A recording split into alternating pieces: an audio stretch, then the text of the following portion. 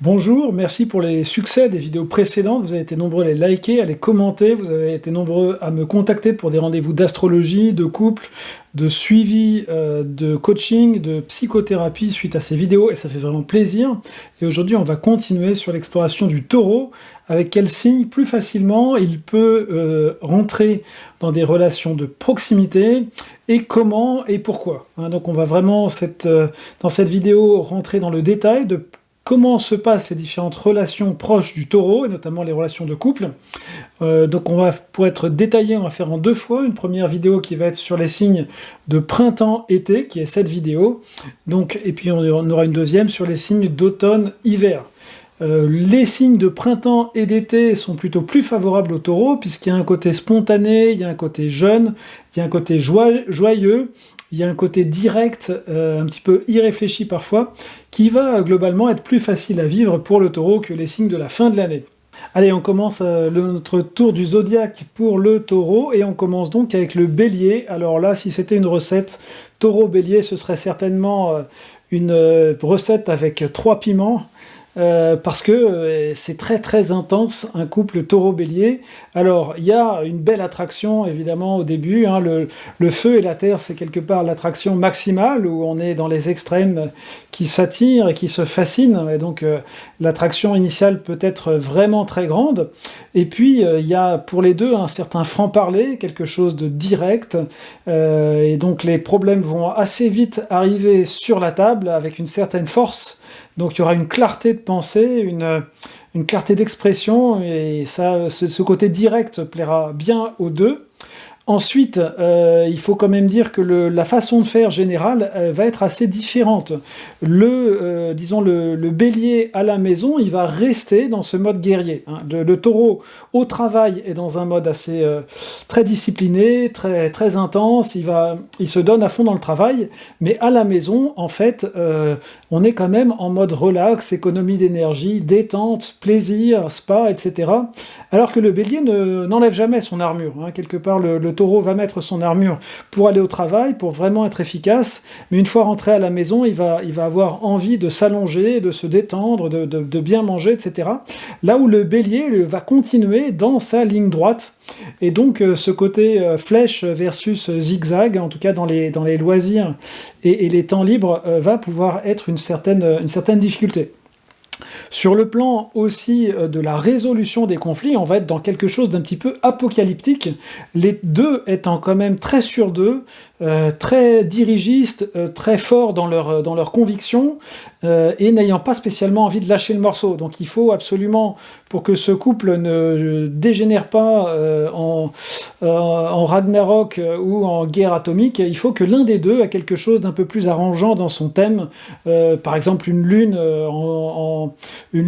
qu'est-ce qu'on pourrait avoir, une lune en poisson ou une lune en sagittaire pourrait être des éléments vraiment décisifs pour qu'il y ait quand même un qui soit plus arrangeant, voire même une lune en gémeaux qui pourrait au moins donner de l'aération, un petit peu d'humour dans des situations critiques, humour qui serait difficile pour l'autre, mais qui permettrait en tout cas à la personne de ne pas se prendre frontalement les coups. Et ce qui, en revanche, est positif, c'est que les deux ont la capacité de faire face à ce niveau de conflit, et donc ne vont pas le vivre de façon si personnelle que d'autres signes le pourraient. Toute cette énergie du début du printemps qui est très intense, qui est très explosive, eh bien, c'est leur élément naturel. Donc même si les décibels montent à 110, eh bien, les deux ont la capacité de ne pas le prendre si personnellement que ça, et puis de tourner la page assez vite une fois que les mots difficiles ont été dits. Pour les enfants, on pourrait penser que ce serait difficile à vivre, et ça peut l'être, ce niveau sonore qui peut être assez fréquent. En revanche, et inversement, les enfants vont avoir deux modèles de guerriers puissants, et quelque part, ils vont se forger un caractère assez intéressant dans ce couple-là. Au-delà de ce thème des conflits, qui peut donc même rentrer dans des conflits assez physiques, eh bien, on aura une certaine indépendance des deux. Il y a des moments où le taureau va avoir envie de partager beaucoup, ce qui peut être un peu compliqué pour le bélier qui aime vraiment bien mener sa vie, parce que le taureau, il aime bien montrer une image, une fleur, parler d'un enfant qu'il a rencontré, ou parler de quelque chose d'assez tendre, et le bélier va pas forcément être très réceptif à toutes ces petites fleurs et toutes ces petites anecdotes qu'il va trouver peut-être un peu guimauve. Mais inversement, cette indépendance que les deux peuvent avoir quand même assez souvent, puisqu'ils sont assez centrés sur eux-mêmes, assez tranquilles, assez sûrs d'eux-mêmes, donc ils n'ont pas le besoin de partage va être, disons, momentané, mais ils vont avoir pas mal de moments d'indépendance, et dans ces moments d'indépendance, eh bien, le bélier va pouvoir vivre ses aventures, tandis que le taureau va pouvoir vivre ses routines, ses relations amicales, etc., et quelque part, ça va bien fonctionner. Maintenant, Taureau, eh bien Taureau, Totoro, on va être un petit peu dans cette ambiance-là, une ambiance très très cocooning, très très tendre, très très sensorielle, et donc évidemment, globalement, ça va être l'un des couples le plus facile. Je pense qu'avec Capricorne, on est dans les deux plus faciles du zodiaque, Taureau, et le risque ici, eh bien, c'est trop de similitudes va générer un petit peu d'ennui. Alors c'est sûr, on va avoir des super concours de cuisine, des concours de sieste, des concours de flemmardise, des concours de gagner de l'argent, et quelque part ça va être très sympathique, les deux vont trouver l'autre vraiment extraordinaire dans toutes ces activités, mais inversement, au bout d'un moment, eh bien, ça peut tourner un petit peu à une ambiance bidochon, si on veut, ou une ambiance trop relâchée, où il n'y aurait plus vraiment d'excitation, et même où il manquerait du feu. S'il n'y a pas un des partenaires dans ce couple taureau-taureau qui a du feu, donc soit du bélier, soit du lion, soit du sagittaire, pour apporter un peu de vie, on a un risque d'enlisement, où les choses, eh bien, restent peut-être un peu trop sous terre, un petit peu trop...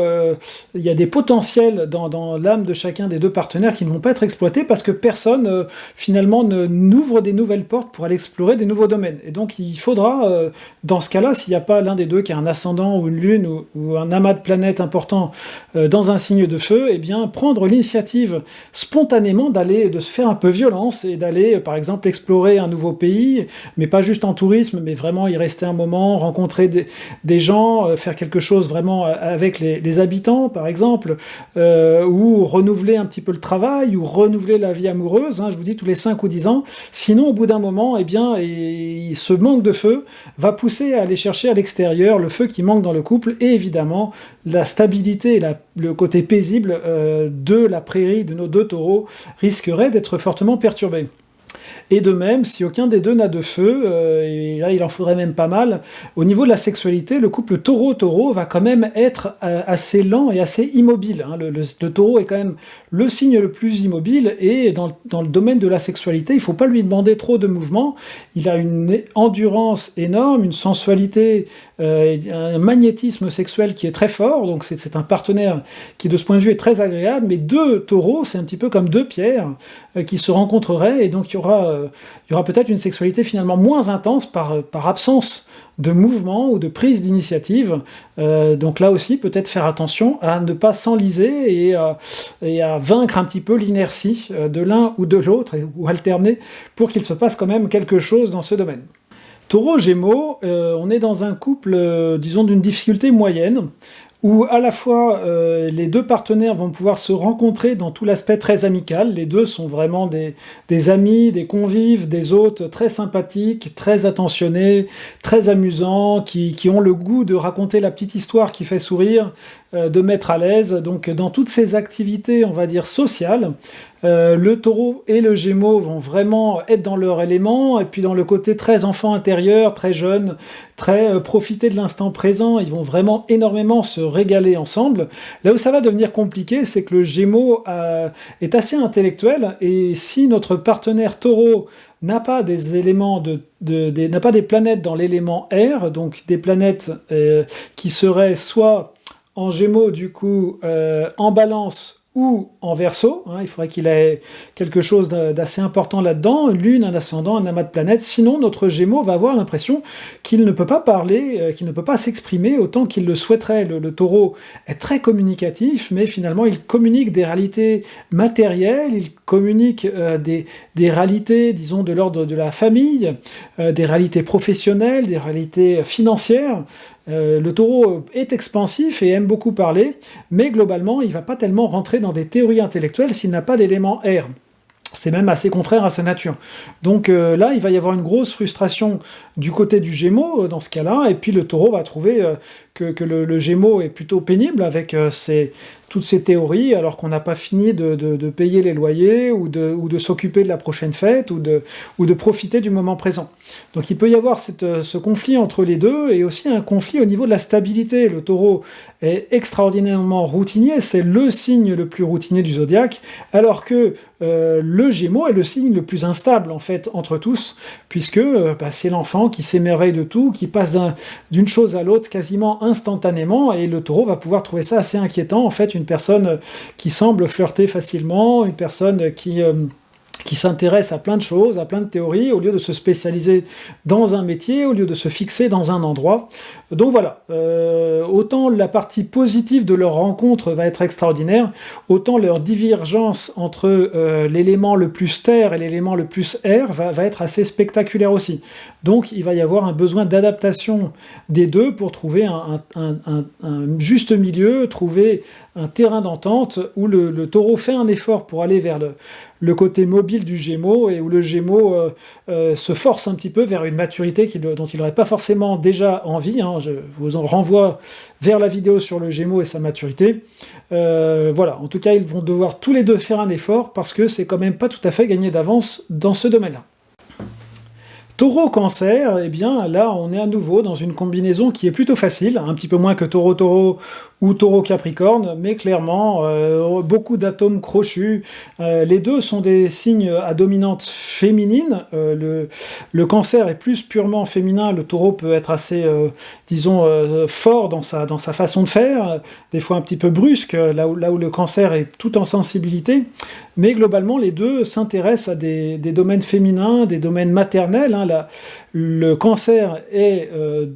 le maître du Cancer, c'est la Lune, et la Lune est exaltée en Taureau, donc quelque part les deux ont ce côté maternel, enveloppant, chaleureux, et ils vont se retrouver bien dans toutes ces activités de home sweet home, de cocooning, et ils vont pouvoir y passer beaucoup de temps. Les deux vont être extraordinairement prévenants pour leurs proches, donner beaucoup d'importance à la famille, au foyer, donc la sensorialité va être assez présente, ou très présente même pour les deux, donc ils vont bien s'entendre sur tous ces domaines. Là où ça va être un petit peu plus compliqué, c'est la variabilité d'humeur du Cancer. Le Cancer, justement, il est encore plus lunaire, là où le Taureau, il est quand même assez fixe, et donc les variations émotionnelles du Cancer vont être éventuellement difficiles à accueillir pour le Taureau. Si un Cancer va être déprimé un jour sur 3, naturellement, en fait, tant qu'il n'a pas travaillé sur son intériorité. Et ça, pour le Taureau, c'est quelque chose d'assez difficile à comprendre. Le Taureau, il se lève, il voit une fleur, il voit un soleil, il voit un arbre, il est content, et puis il va au travail sans trop se poser de questions, le Taureau. Le Cancer, eh bien voilà, il a ses sautes d'humeur, et ça peut être assez perturbant pour la calme prairie de notre ami Taureau. Le Taureau, en fait, il a un cycle émotionnel qui est beaucoup plus lent que celui du Cancer. Le Taureau, en fait, il tient la route, il a vraiment cette fonction sociale d'être un pilier dans sa famille, dans son entreprise, etc. Et il va pas s'offrir le luxe, comme le Cancer, de déprimer régulièrement. Mais par contre, quand il va le faire, il va rentrer dedans avec une certaine violence, avec une certaine intensité, mais ce sera plutôt tous les 10 ans, en fait, chez le Taureau. Donc cette différence de rythme émotionnel peut être assez perturbante pour les deux. Et inversement, et par ailleurs, le Taureau va avoir du mal à rentrer dans cette émotionnalité assez débordante, assez très imaginative. Le Taureau est concret, il est pas si imaginatif que ça, même si quand il rentre dans des domaines artistiques, il fait preuve d'une sensibilité esthétique, et là on voit son imaginaire, mais disons lui-même ne va pas rentrer dans son imaginaire parce que sa priorité est pratique, et donc il va être un peu désarmé face au moment d'humeur du Cancer, et ne pas savoir trop comment le réconforter, comment l'accueillir. Il va avoir une attitude un petit peu bourrin de « bon, c'est bon, on y va, on travaille, on avance, ça va passer », qui pour le Cancer ne va pas du tout être ni rassurant, ni agréable, et donc le Cancer aurait de ce point de vue plus besoin d'eau. Mais donc au global, cette combinaison est une belle combinaison qui va être relativement facile et demander relativement peu d'efforts. Dans la relation taureau-cancer et la gestion des conflits, là, on a plusieurs risques. L'un des risques, c'est que le cancer se sente un peu offusqué, comme je l'ai dit, par rapport aux manières parfois un peu brusques du taureau.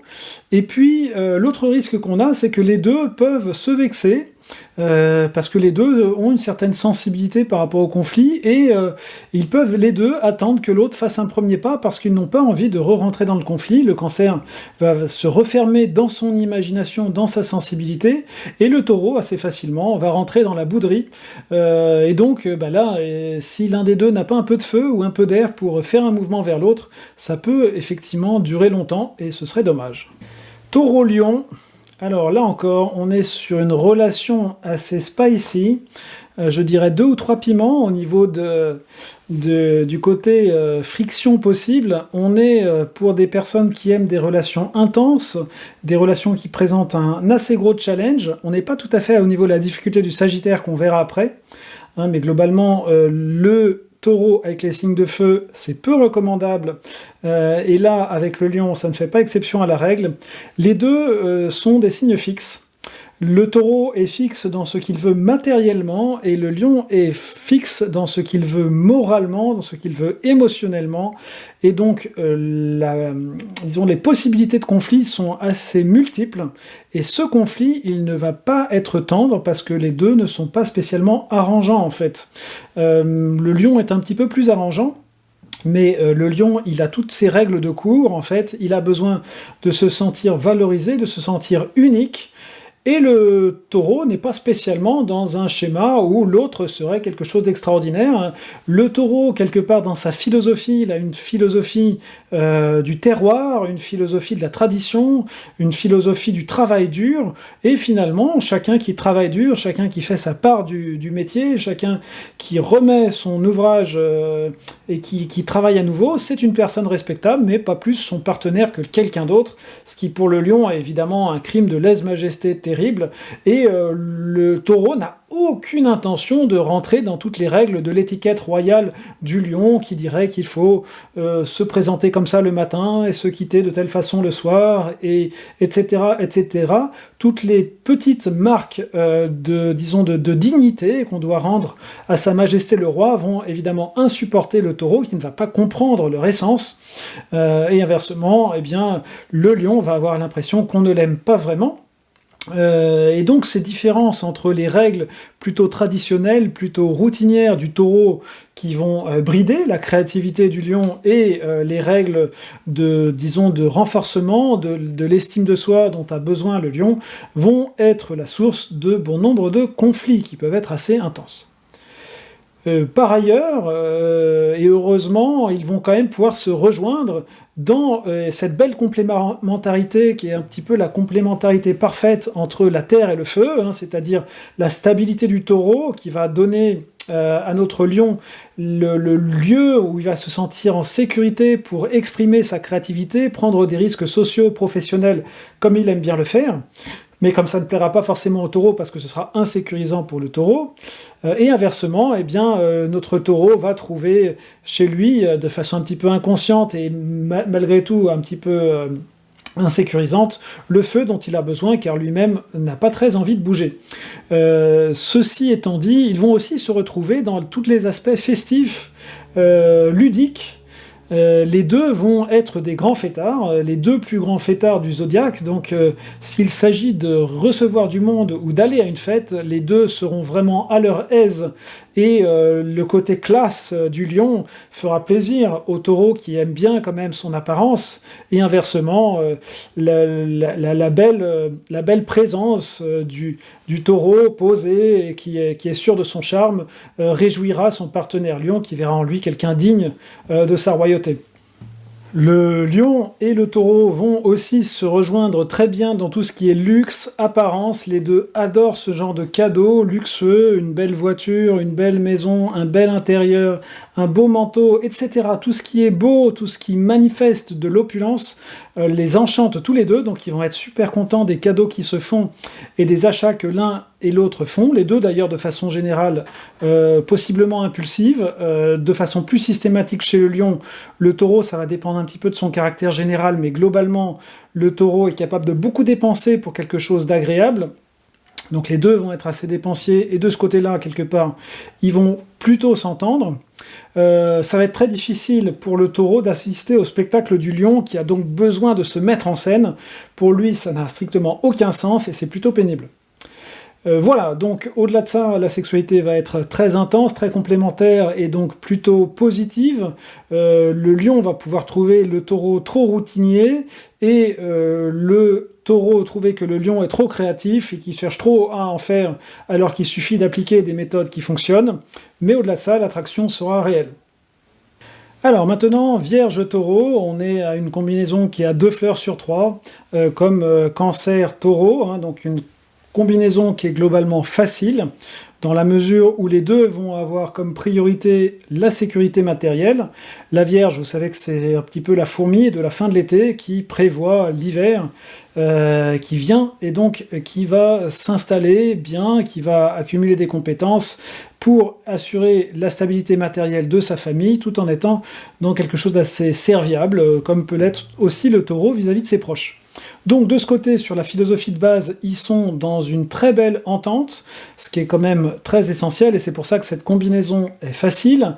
Ils vont tous les deux bien prendre soin de la maison, la Vierge va pouvoir compléter le côté un petit peu trop relax du taureau à la maison. Le taureau se donne à fond à l'extérieur dans son travail, à la maison il a envie de se reposer parce qu'il a vraiment travaillé comme une bête, tandis que la Vierge ne va pas. Elle, quand elle rentre à la maison, elle va rester perfectionniste, là où le taureau va se détendre, mais vraiment beaucoup.